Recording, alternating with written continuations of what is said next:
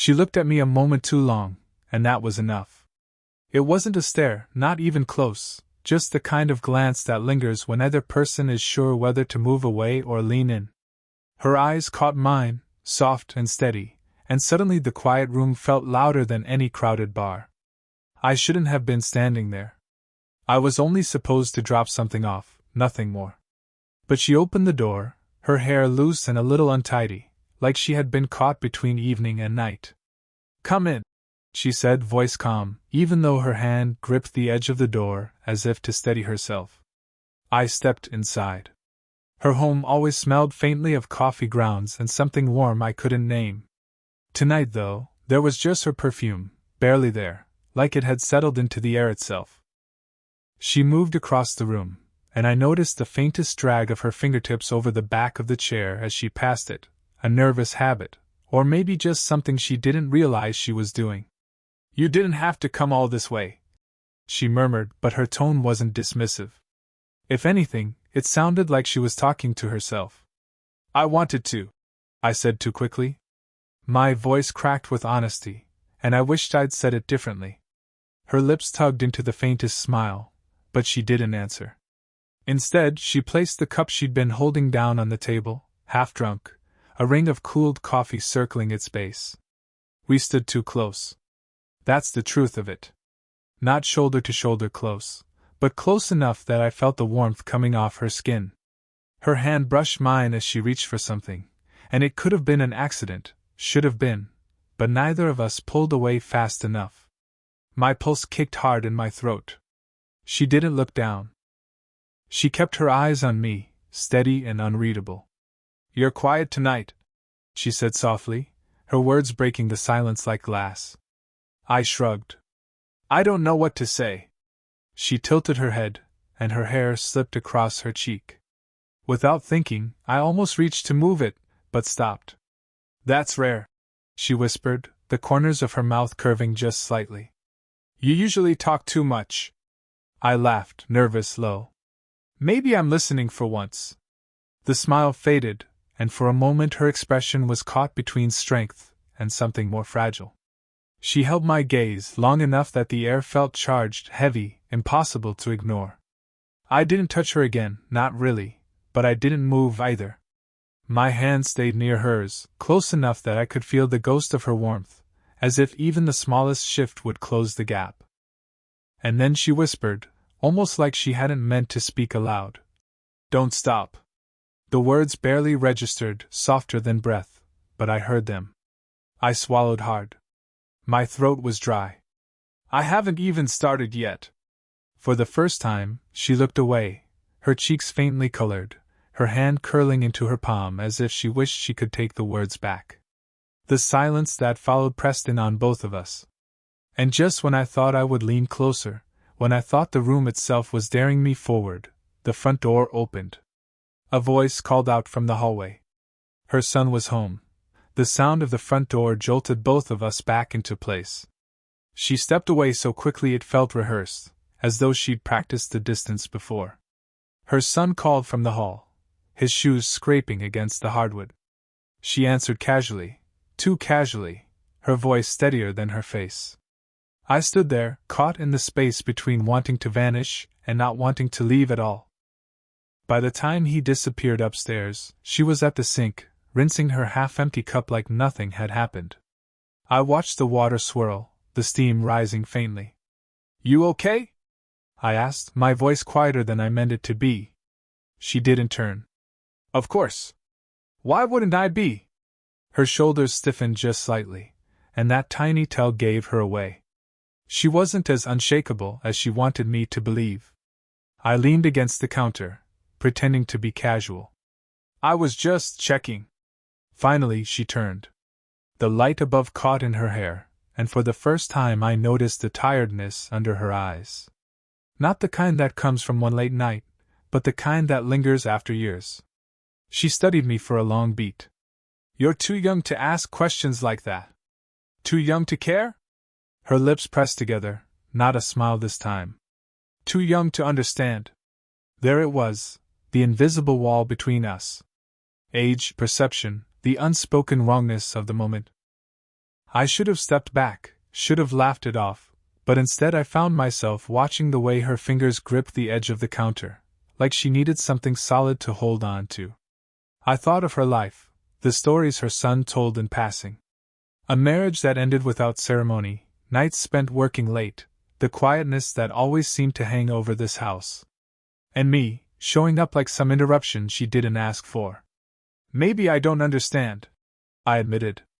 But I notice. She tilted her head, eyes narrowing slightly. Notice what? I almost said it.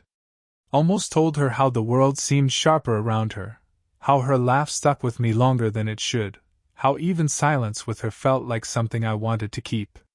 But instead I stumbled out. The little things. She raised a brow, skeptical, but waited. Like how you always leave your cup half-finished. Or how you brush your hand over the chair when you walk by. Her breath caught barely. She shifted, suddenly self-conscious, and in that tiny movement I felt closer to her than I should have. Her hand reached for the dish towel, but she missed it the first time, fingers trembling before steadying. When she finally turned away from the sink, she was closer than before, close enough that I caught the faint warmth of her breath. Neither of us moved. My pulse thudded in my ears. She reached out, not fully, not enough to call it a touch, but her fingers hovered near my shoulder, brushing the fabric of my shirt before pulling back as if she'd burned herself. I should go, I whispered, though my body refused to step away. You should, she agreed, but her hand didn't drop. The space between us held more than words could. And in that pause, something bound us tighter than either of us wanted to admit. The night stretched longer than it should have. I should have left an hour ago. She knew it. I knew it. Yet neither of us moved. The house was quiet, too quiet, except for the faint hum of the refrigerator. The air between us carried something heavier than words. She finally stepped back, brushing her hands against her jeans like she needed an excuse to move. It's late, she said softly, though she didn't ask me to leave. Yeah. My reply sounded empty, almost reluctant. Her eyes flicked to the clock on the wall. For a second, she looked older, not in years, but in weight, like responsibility had carved its way into her posture. And then her phone lit up on the counter. The sudden glow startled both of us.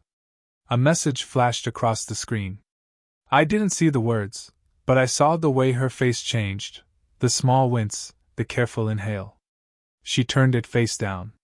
You don't have to hide it, I said before I could stop myself. Her eyes snapped to mine. It's nothing. But her voice betrayed her. She was protecting something, or maybe someone, and I hated how badly I wanted to know. The silence that followed wasn't comfortable this time. It was charged, restless. I shifted, stepping closer, because distance felt unbearable. Her breath quickened, almost imperceptible, when I stopped only inches away. You can't look at me like that, she whispered. Like what? My voice was low, unsteady. Like you mean it. Her hand lifted, then stopped midair, trembling slightly. She brushed the back of her knuckles against my sleeve, the lightest touch, enough to make my whole body tense. I should have moved. I should have made a joke, laughed it off, found the door. Instead, I leaned closer, my words spilling before I had the chance to censor them. Maybe I do mean it. She froze. For a second, her lips parted as if she might answer, but the sound of footsteps creaked above us. Her son's door opening. We both jolted apart like guilty strangers. The footsteps faded. The silence roared back. Her chest rose and fell too quickly, betraying the calm mask she tried to wear. I could still feel the ghost of her touch on my arm. This can't happen, she said finally, her tone sharper than before. But her body betrayed her, she didn't move farther away. I swallowed, my throat dry. Then why does it feel like it already is? Her eyes met mine, and for a heartbeat I thought she would kiss me. She didn't. Instead, her hand pressed flat against my chest, not pushing, not pulling, just resting there, feeling the frantic rhythm of my heart. Neither of us spoke. Neither of us moved. And in that fragile stillness, With her palm warm against me, the line we weren't supposed to cross blurred until it almost disappeared. I told myself I wouldn't stay late again. And yet, somehow, I was there, sitting on her couch, the TV flickering faint light across the room while either of us pretended to watch. She sat at the far end at first, legs crossed, arms folded like armor. But as the silence stretched, she shifted. Closer. Not close enough to touch, but enough that the cushion dipped between us. I could smell her shampoo, something simple, clean, like rain. You shouldn't be here, she said finally, her voice steady but quiet. Then tell me to leave. She didn't. Her fingers toyed with the hem of her sleeve, twisting the fabric until it wrinkled. You don't understand what this would cost me. Her words hit sharp, but her eyes softened as she said them. Regret and want tangled together. I leaned forward, elbows on my knees. Maybe I do. I see you, you know. She stiffened, like the words cut too close. You don't. You can't. You're too, you keep saying that. I interrupted, sharper than I meant. Too young. Too naive. But you don't pull away. Her breath caught. She turned toward me, and the space between us shrank until I could feel the warmth radiating from her skin. I should, she whispered. But you won't. Her eyes searched mine, desperate, conflicted. And then, almost without thinking, my hand lifted. I brushed a strand of hair back from her face, fingers grazing her cheek. She closed her eyes for a heartbeat, leaning into the touch just enough to undo me completely. Don't, she breathed, though her voice trembled, betraying the command. I can't help it. My words were low, too close to her ear, carried on a breath I couldn't control. She shivered. Not from cold, the room was warm, but from me, from us. Her hand rose, pressing lightly against my chest again, right where my heartbeat pounded. This time, she didn't pull away. I've spent years keeping walls up, she said, voice cracking faintly. And here you are, tearing them down without even trying. I swallowed hard. Then let them fall. She shook her head, eyes glistening, but her body betrayed her. She leaned closer, her lips hovering inches from mine, the air charged, electric. My hand slid along her jaw, tilting her face toward me, every muscle in my body wound tight with restraint. Her breath mingled with mine, warm, uneven. This is wrong, she whispered, though her forehead rested against mine now. Then why does it feel right? Silence. A heartbeat. Her lips brushed the faintest fraction closer, and then a sound. A sharp knock at the door. We froze, caught in the split second before something irreversible. The knock at the door froze us in place. Her hand was still on my chest, my face tilted close to hers. For a moment neither of us breathed. She was the one who moved first, pulling back, standing abruptly, smoothing her shirt as though she could iron away the heat still pulsing between us. Stay here, she whispered, her voice too fast, too tight. I sank back into the couch while she opened the door. A neighbor's voice drifted in, cheerful, asking about a borrowed dish. She answered easily, her tone too light, the kind of performance that only sounded convincing if you didn't know what had just happened inside the room. When the door shut, she leaned against it, her eyes closed. Her shoulders rose and fell, her breath uneven. I can't do this, she said finally, her voice cracking in the quiet. I stood. Do what? Pretend it doesn't mean anything. The words hit me harder than I expected. So it does mean something. Her eyes snapped open, sharp, almost accusing, as though I'd forced her to admit it out loud. You shouldn't even be here, she whispered. If my son knew. She stopped, biting down on the rest of the sentence. But it was too late.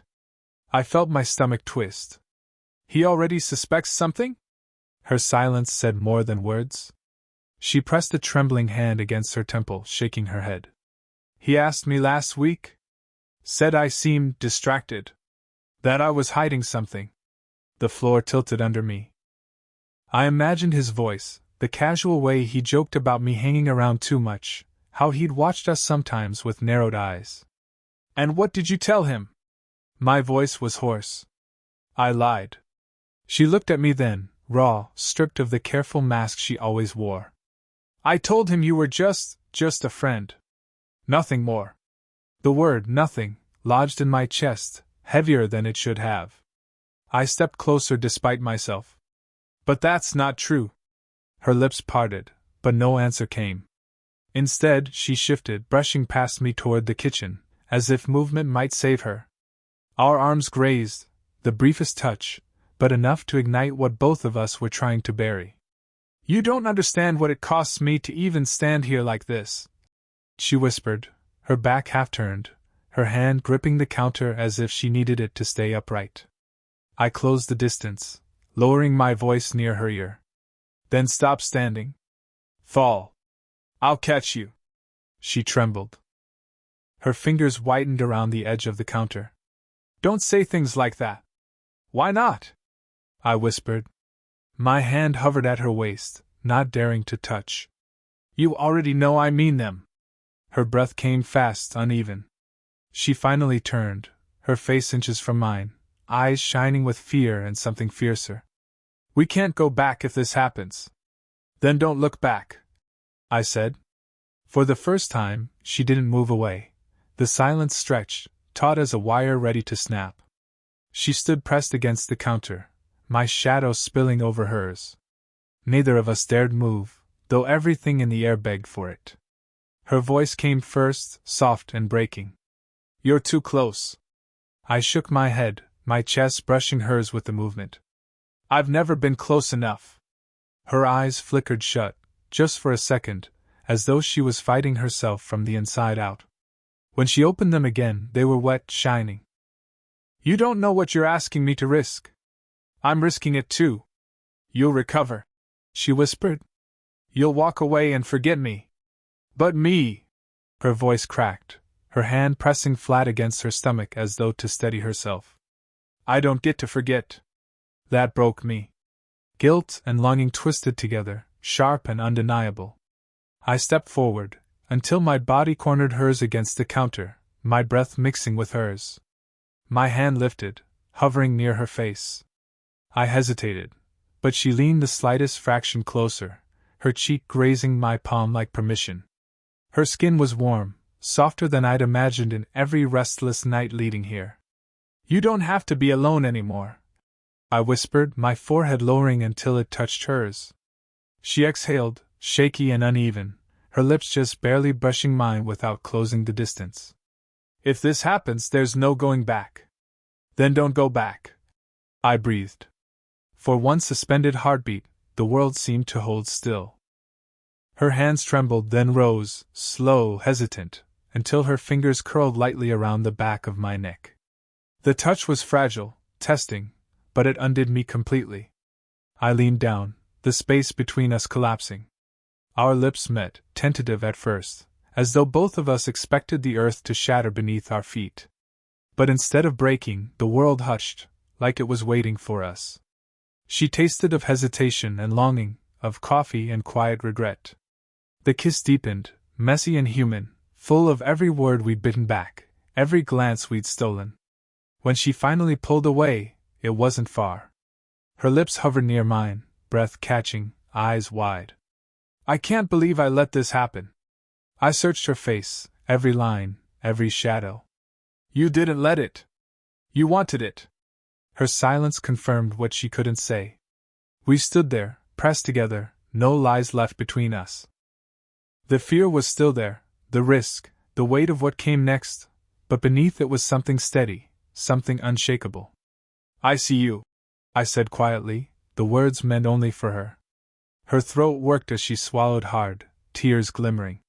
And I see you. For the first time, we weren't pretending. We stayed pressed together longer than we should have, as if moving apart would undo what had just happened. Her hands lingered at the back of my neck, hesitant but unwilling to let go. When she finally stepped back, her chest rose and fell like she'd run a mile. I expected regret to crash over her, expected her to pull the mask back on. But she didn't. She just stared at me, raw, stripped bare in a way I'd never seen her before. This isn't simple, she whispered. I don't want simple. Her lips curved into something small, fragile, almost a smile. You don't know what you're asking for. I know enough, I said. My hand found hers, tentative, our fingers brushing before locking together. It wasn't dramatic. Just real. Warm skin, soft pressure, the quiet honesty of not hiding anymore. She glanced down at our joined hands, her thumb running lightly over my knuckles. People will talk. They'll think let them think. I cut in, firmer than I felt. My heart was still pounding, my voice shaking, but I meant every word. You've been carrying everyone else's expectations for years. What about what you want? Her eyes met mine, wide, searching. For a moment I thought she might argue, but instead, she let out a quiet laugh, the kind that sounded more like relief than amusement. What I want, she said, her voice softer now, is terrifying. Then we'll be terrified together. That broke whatever was left between us. She leaned into me, her forehead resting against my shoulder, her breath warm through my shirt. I wrapped my arms around her without thinking, holding her the way I'd wanted to for so long. It wasn't urgent or frantic. Just steady. Safe. We stayed like that, her weight sinking into me, mine grounding her. The world outside felt smaller, quieter, as if this house, this moment, was the only thing that mattered. When she finally pulled back, her eyes were red at the edges, but her face was calmer. Lighter. She touched my cheek, gentle, almost reverent, and whispered, "You don't make this easy. Neither do you." We laughed, soft and nervous, but it felt good. Human. The clock ticked in the background, reminding us that time still moved even if we didn't want it to. She sighed, leaning into me again, this time more certain.